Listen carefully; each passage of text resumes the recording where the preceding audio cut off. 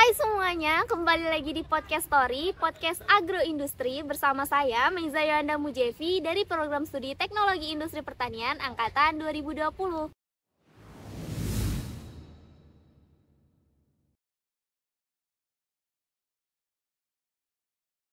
Pada episode kali ini kita akan bincang-bincang bersama mahasiswa berprestasi dari Teknologi Industri Pertanian. Pada episode kali ini kita akan bahas mengenai PKM atau Program Kreativitas Mahasiswa. Sebelumnya, saya di sini bersama narasumber kita yang sangat luar biasa. Ini dia Nova Anggriana. Untuk Nova, boleh dong perkenalan diri dulu ke teman-teman semua. Dan pada episode kali ini kita akan membahas apa nih, Nova? Oke, halo semuanya. Perkenalkan, nama saya Nova Anggriana, mahasiswa Teknologi Industri Pertanian angkatan 2021 dan juga merupakan salah satu mahasiswa penerima pendanaan pada program PKM atau Program Kreativitas Mahasiswa bidang kewirausahaan tahun 2023. Wah, luar biasa sekali ya. Nah, jadi teman-teman, pada episode kali ini kita akan bahas mengenai PKM. Sebelumnya teman-teman udah tahu kan PKM itu apa? Jadi PKM merupakan salah satu program yang diselenggarakan oleh Kemendikbud yang diperuntukkan untuk mahasiswa-mahasiswa yang memiliki proposal atau keinginan untuk membuat usaha. Contohnya tadi PKM kewirausahaan ya Nova, yang Nova dan teman-teman ikutin. Nah Nova, mungkin teman-teman ini mau tahu nih, gimana sih sebenarnya PKM itu apa? Dan gimana sih kok bisa caranya gitu, cara mendaftar untuk mengikuti kegiatan PKM ini? Oke, jadi pertanyaannya apa itu PKM? Ya. Oke, kalau menurut Nova, PKM itu adalah sebuah program yang mewadahi mahasiswa untuk menuangkan ide-ide terkait dengan permasalahan yang ada di kehidupan sehari-hari. Jadi bukan cuma tentang kewirausahaan, tapi ada juga bidang-bidang yang lain, bidang riset humaniora, riset eksakta, kemudian dari GFT dan lain-lain. Ada banyak sekali bidang-bidang di PKM itu, bahkan ada sampai 10 kalau nggak salah bidang-bidang PKM itu.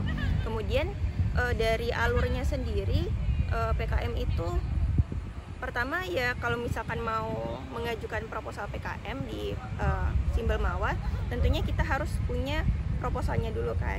Kita harus punya proposalnya dan harus mengikuti format yang sudah diberlakukan oleh pihak penyelenggaranya. Jadi nanti akan ada buku panduannya dan memang itu harus sesuai dengan buku panduan, apa yang kita tulis dan bagaimana sistematika penulisannya dan lain-lain, itu harus sesuai dengan format kepenulisan. Dan yang paling penting adalah karena kita mengajukan proposal PKM, proposalnya itu harus ada value atau nilai yang bisa kita tonjolkan atau menjadi keunggulan dari proposal kita.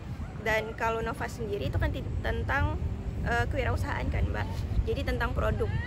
Kalau tentang produk itu sendiri, mungkin yang dinilai sama juri dan lain-lain itu adalah apakah usaha ini, produk ini memang layak untuk dijalankan, bagaimana produknya, bagaimana keunggulan produknya, benefitnya apa, apakah memang nanti akan ada titik impas atau akan ada pemasukan, apakah memang layak gitu untuk dijadikan sebagai sebuah usaha. Wah, luar biasa sekali ya. Jadi kita tinjau ulang nih tadi teman-teman. Nova sebelumnya ngomong kalau misal PKM ini sebenarnya nggak terfokus pada satu bidang aja. PKM ini bukan hanya PKM kewirausahaan. Di PKM ini juga ada banyak bidang ya Nova. Contohnya tadi kayak PKM RE atau riset eksakta, PKM RSA atau riset humaniora, kemudian artikel ilmiah ya, artikel ilmiah, kemudian GFT atau gagasan futuristik tertulis, dan masih banyak lagi. Nah, Nova, tadi dari semua bidang-bidang itu nanti muaranya kemana tuh? Atau setelah dapat pendanaan selesai gitu aja? Atau ada kegiatan lain yang akan diselenggarakan juga oleh Kemendikbud untuk tindak lanjut dari kegiatan proposal kita gitu? Kalau misal kegiatannya udah selesai, itu kemana alurnya, kemana lagi? Oke, jadi setelah kita mensubmit proposal itu nanti kan ada penilaian. Biasanya kalau dari Universitas Bengkulu sendiri nanti akan ada seleksi internal dulu. Setelah seleksi internal nanti baru proposal-proposal yang sudah terseleksi ini nanti akan di review, diperbaiki kembali sama timnya dan akan dikirimkan ke web Simbel Mawa.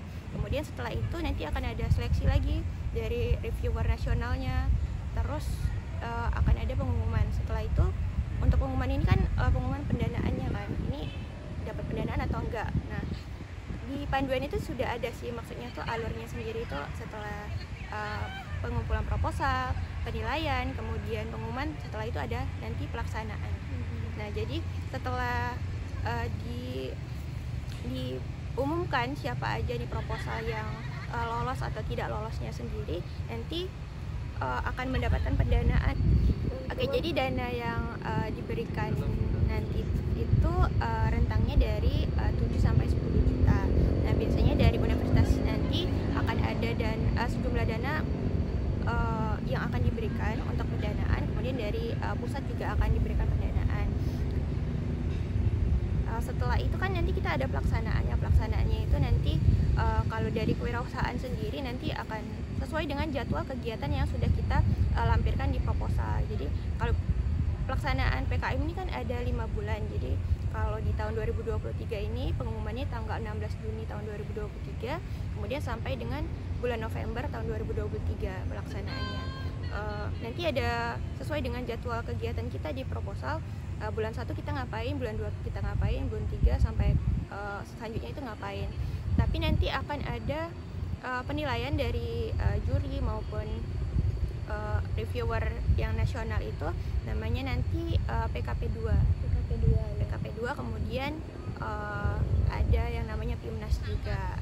Jadi di PKP2 itu adalah salah satu mungkin sebagai wadah untuk para juri atau reviewer itu ngelihat bagaimana sampai mana batas pelaksanaannya, terus kemajuannya gimana, kemudian apapun tentang pelaksanaan kegiatannya. Oke. Jadi kayak gitu tadi ya. Jadi intinya tuh kalau kita mau ikut lomba atau lomba proposal, misalnya kayak PKM kewirausahaan tadi ya, intinya tuh kita tuh harus mengikuti format. Nggak peduli gimana isinya, yang penting formatnya dulu, karena reviewer itu ngelihatnya tuh dari apa aja yang kita cantumin yang sesuai sama format ya Nova. Iya, jadi dari formatnya kayak gitu, misalnya di bab 1 itu isinya apa aja, di bab 2 apa aja, di bab 3 apa aja, kita harus ngikutin itu. Walaupun yang mau kita cantumin tuh sebenarnya lebih dari itu, tapi kalau misal nggak sesuai sama format kayak gitu, malahan menjadi poin pengurangan nilai ya Nova ya. Kayak pengurangan gitu, karena nggak sesuai sama format yang diminta sama panduannya kayak gitu ya. Nah, kemudian untuk pendanaan tadi sekitar 7 sampai 10 ya Nova. Nah, di situ tuh ada 2 sumber dana atau gimana sih Nova? Iya, kalau dari PKM sendiri itu ada sumber dananya dari pusat langsung, kemudian dari universitas juga ada dananya. Berapa tuh dari universitas? Kalau dari di tahun ini Universitas Bengkulu itu memberikan 1 juta rupiah untuk pendanaannya, kemudian dari pusat itu ya sejumlah yang disepakati di proposal. Oh, jadi ada 2 sumber dana ya teman-teman. Yang pertama tadi dari pusat atau dari Kemendikbud langsung, dan yang satu lagi itu dari universitas masing-masing. Mungkin ada perbedaan ya Nova ya antara Universitas Bengkulu dan universitas lainnya. Iya, bisa jadi ya. Oh, jadi gitu teman-teman. Jadi ada 2 sumber dana, dari Universitas Bengkulu dan dari Kemendikbudnya langsung. Nah, dari Universitas Bengkulu yang tahun ini, tahun 2023 itu berapa? 1 juta ya? Iya, 1 juta. 1 juta. Nah, jadi gini teman-teman, maksud si Nova ini, misalnya teman-teman ngajuin dana di proposal itu 7 juta atau 8 juta atau berapa lah sampai 10 juta gitu. Kemudian 1 jutanya itu dipotong dari univ ya. Iya. Kayak gitu. Jadi misalnya tadi teman-teman ngajuin 7 juta, 6 juta itu teman-teman dari Kemendikbudnya, 1 jutanya dari Universitas Bengkulu, seperti itu. Wah, luar biasa sekali ya teman-teman. Kayak kita ngajuin proposal cuman ide-ide aja yang kita tuangkan, kemudian kita dapat benefitnya lumayan banget itu. Apalagi Nova kan proposal kewirausahaan kan, kayak dapat modal terus juga pasti dapat benefitnya. Oke, jadi gitu tadi teman-teman sekilas tentang PKM atau proposal kemahasiswaan. Selanjutnya kita lebih singkatin lagi nih Nova, kita bahas PKM kewirausahaan. Kayak bab satunya itu sebenarnya isinya apa aja, bab 2 tuh gimana, kayak bab 3 dan seterusnya itu gimana sih? Oke, jadi kalau untuk proposal kewirausahaan itu sendiri mungkin formatnya itu nggak jauh beda sama proposal yang bidang yang lain, tapi mungkin luarannya agak berbeda. Jadi di bab 1 sendiri sebenarnya itu ada latar belakang, kemudian tujuan, manfaat, luaran juga ada luaran.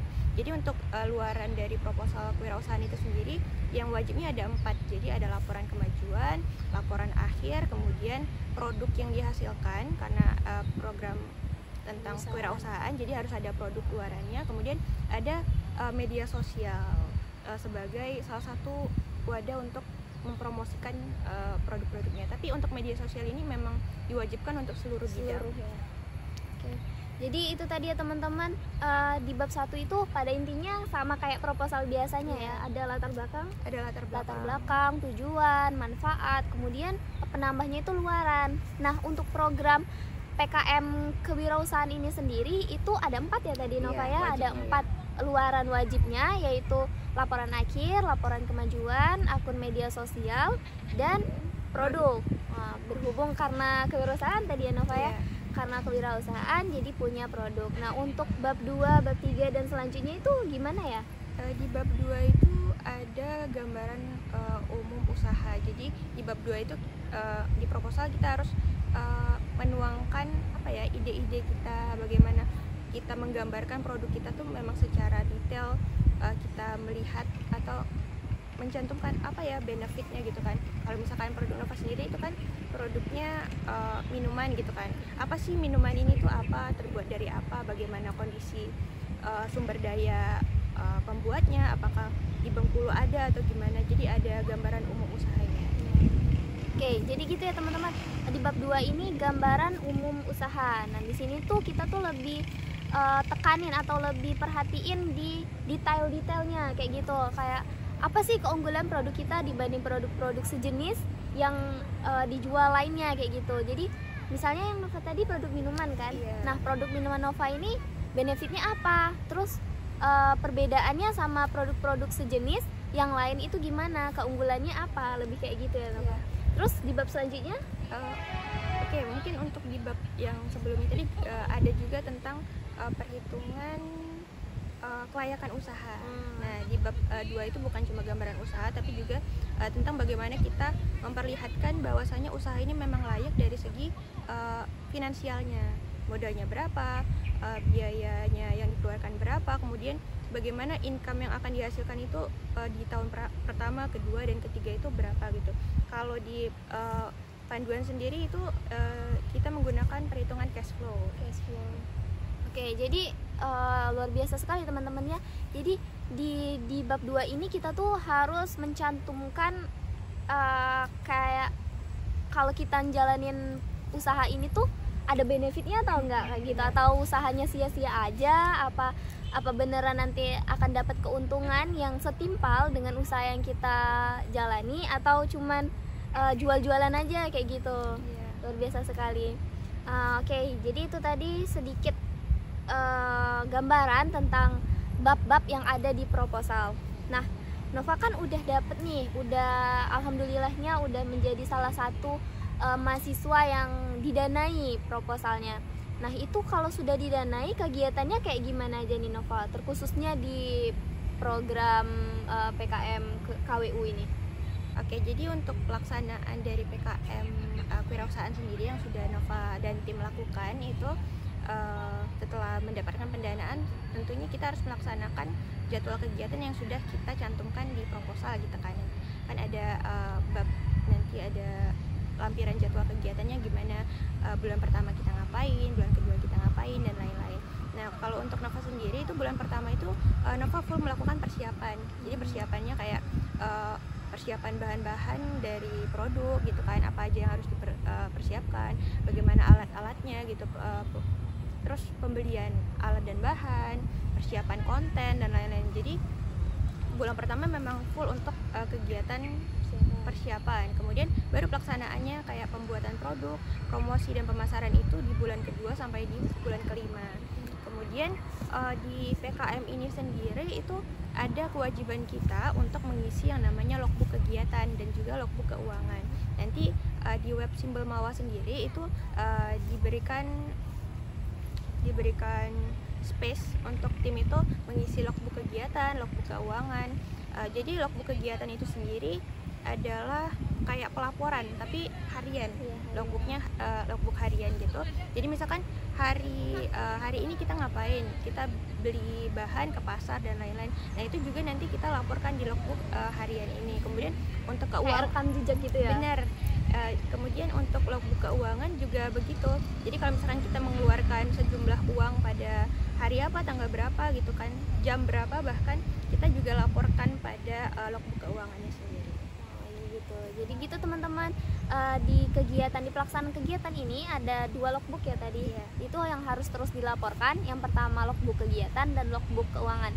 Nah nanti teman-teman, misalnya teman-teman udah lolos nih ke tahap pendanaan, teman-teman kan punya akun nih, akun Simbol Mawa gitu kan. Jadi di akun itu nanti teman-teman bakal mengisi logbook atau kayak rekam jejak itu, teman-teman hari ini ngapain, jadi jelas kayak gitu teman-teman. Dan itu diisi terus sampai pakai persentase ya Nova? Iya, pakai persentase. Sampai persentasenya itu mencapai hampir 100% kegiatan teman-teman selesai. Nah kemudian untuk yang kedua tadi ada logbook keuangan teman-teman. Jadi itu tadi kalau dari sepemahaman Mbak dari yang Nova sampaikan tadi, kalau logbook keuangan itu teman-teman bakal mengisi terus apa aja yang teman-teman beli di situ. Jadi kayak udah jelas banget dan mudah banget kita ya. Jadi nggak ada kata males lagi atau nggak tahu nih uangnya lari kemana. Udah jelas banget ada di logbook keuangan gitu. Oke teman-teman, jadi gitu ya, tadi ada 2 logbook, kegiatan dan keuangan. Nah tadi kalau misal kita udah bahas mengenai kegiatan di Nova, mungkin sekarang ada kesempatan, kasih kesempatan nih buat Nova gitu kan, promosiin produk Nova yang Nova bawa untuk kegiatan PKM KWU ini Nova. Nova dan tim punya produk apa sih kok sampai bisa Nova mewakili teknologi industri pertanian tahun 2023 menjadi salah satu mahasiswa yang mendapatkan kesempatan untuk didanai proposalnya. Kira-kira produk apa sih gitu?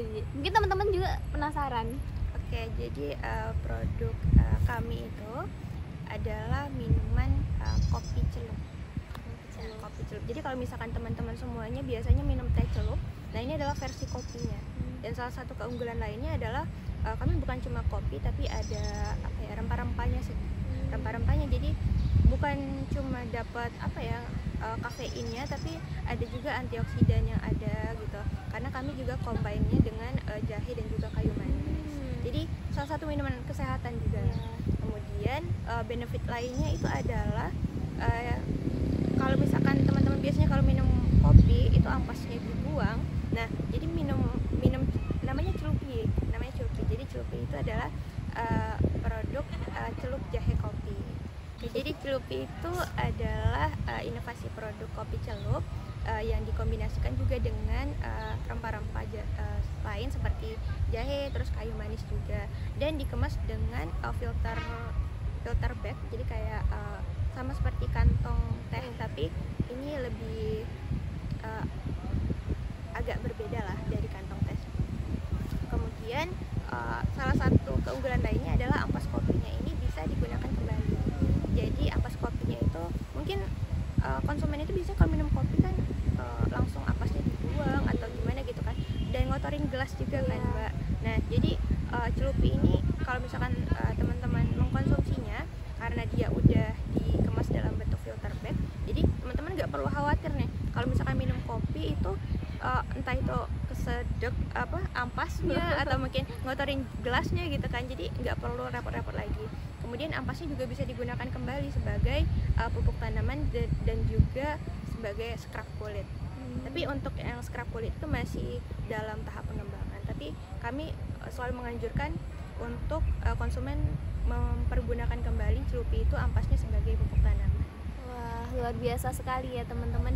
Jadi celupi ini merupakan salah satu produk kopi celup yang sejuta manfaat bisa dibilang kayak gitu ya teman-teman, kayak kelapa gitu. Jadi teman-teman bisa minum sarinya, ya kan, sarinya, kemudian ampasnya itu bisa digunain kembali sebagai scrub atau sebagai pupuk tanaman. Jadi nggak ada residunya, bahkan bisa dibilang kayak gitu ya, luar biasa sekali.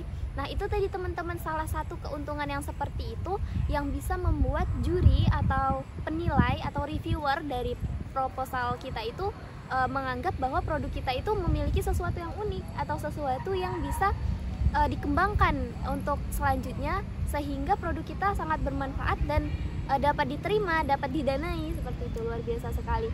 Nah tadi Mbak dengar kantong filter bag tadi sedikit berbeda dengan teh. Kira-kira perbedaannya tuh di mananya, Nova?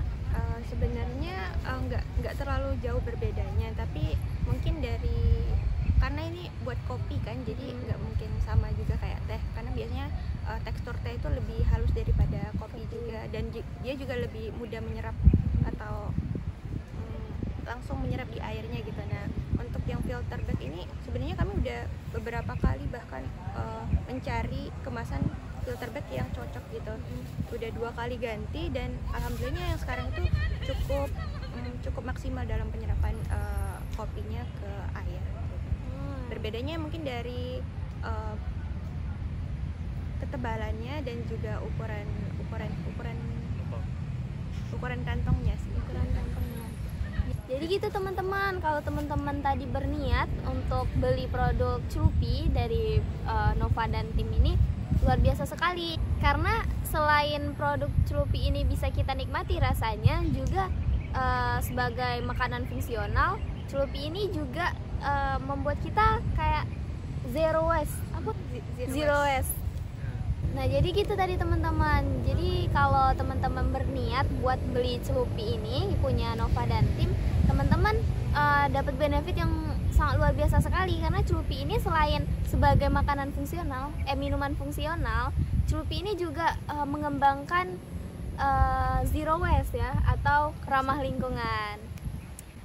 Oke Nova, kalau tadi segitu banyak keuntungan dari Celupi ini, kira-kira untuk harganya itu berapa sih per kemasan atau per botol gitu? Gimana sih Nova dan tim buat jualnya? Oke, jadi ada beberapa varian kemasan yang kami jual. Itu ada yang standing pouch. Jadi standing pouch itu ada isi 5 kantong kopi celup dan harganya itu 15.000. Jadi satu pack itu yang standing pouch transparan itu isi 5, itu harga 15.000. Kemudian ada juga yang kemasannya printing yang cantik gitu kan, itu harganya 18.000. Kemudian ada juga yang kemasan saset, jadi buat teman-teman yang mungkin baru mau nyoba nih cocok atau enggak dan lain-lain gitu. Nah jadi ada kemasan yang saset juga isi 1, itu harganya 4.000 rupiah. Dan ada lagi baru juga lagi tahap perkembangan, jadi ini produknya itu dikemas dalam bentuk paper cup. Jadi teman-teman kalau misalkan mau minum nggak perlu itu ngambil kayak gelas atau mungkin yang lain gitu, sendok dan lain. Jadi udah tercover dari satu produk dikemas dalam paper cup. Jadi paper cup itu isinya ada kopi, tinggal dibuka dan tinggal dituangin air panas aja, langsung minum. Wah luar biasa sekali teman-teman. Dengan harga 4.000 untuk satu kantongnya, teman-teman udah dapat benefit yang luar biasa sekali dalam minum kopi menggunakan Celupi. Nah Nova, tadi kan ada kemasan yang paling besar itu berapa tadi? 15.000. 15.000 isinya 5. Nah itu kan nggak mungkin diminum sekaligus kan Nova. Jadi untuk ketahanannya sendiri itu tahan sampai berapa lama kira-kira? Oke, jadi kami menggunakan kemasan standing pouch kan. Jadi ada ziplocknya gitu. Jadi untuk ketahanannya sendiri itu sekitar 4 bulan. 4 bulan. Lama juga ya teman-teman. Nah, nanti kalau teman-teman mau beli atau tertarik untuk membeli Celupi, mungkin boleh langsung hubungi Nova. Hubungin Nova di mungkin kalau misalkan teman-teman mau order Celupi, kami ada sosial medianya, itu Instagram di @celupi.id. Kemudian Shopee-nya juga udah ada. Jadi buat teman-teman yang dari luar, mungkin luar Bengkulu mau nyobain Celupi, itu akun Shopee-nya di celupi.id juga. Wah teman-teman, jadi teman-teman yang dari luar Bengkulu atau yang rumahnya jauh nih dari Bengkulu, nggak bisa beli langsung sama Nova, teman-teman boleh langsung akses di Shopee-nya ya, dari celupi.id. Oke teman-teman, jadi itu tadi sedikit kita bincang-bincang bersama Nova, salah satu mahasiswa teknologi industri pertanian yang berprestasi, dan perkenalan nih dengan produk Celupi yang juga merupakan salah satu produk unggulan nih dari TIP. Itu tadi. Mungkin untuk selanjutnya kalau teman-teman mau tanya-tanya atau mau kenalan lebih lanjut sama Nova, atau mau kenalan sama Celupi, atau mau nyobain, tertarik beli, silahkan teman-teman hubungi Nova atau Instagram produknya. Oke, sekian dulu teman-teman episode podcast kali ini. Buat Nova juga mau ngucapin makasih banyak udah mau berbagi ilmunya sama teman-teman. Mungkin sekian dulu episode kali ini. Buat rekomendasi kalau teman-teman punya siapa yang mau ditanya-tanya selanjutnya atau mau bahas apa nih selanjutnya, boleh teman-teman tulis di kolom komentar di bawah. Nah teman-teman juga jangan lupa like dan subscribe YouTube channel Himatin, follow Instagram Himatin, dan ikuti Facebook Himatin. Oh ya, sekarang Himatin udah punya TikTok ya teman-teman. Jadi teman-teman jangan lupa juga buat follow dan kepoin akun TikTok Himatin. Oke, sekian dulu episode kali ini. Sampai jumpa episode selanjutnya. Bye bye.